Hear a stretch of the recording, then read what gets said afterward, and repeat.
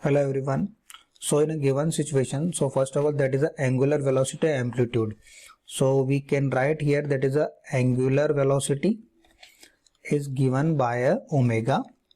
Okay, so omega, and he says that is a amplitude of a simple harmonic motion. So we can consider a amplitude is equivalent to a. Okay. He says another condition that is if the displacement x, okay, if the displacement is considered x from a mean position, the total energy consider a capital T and potential energy consider a V. So then calculate the ratio of T to V. So what is that relation will be found after that relation.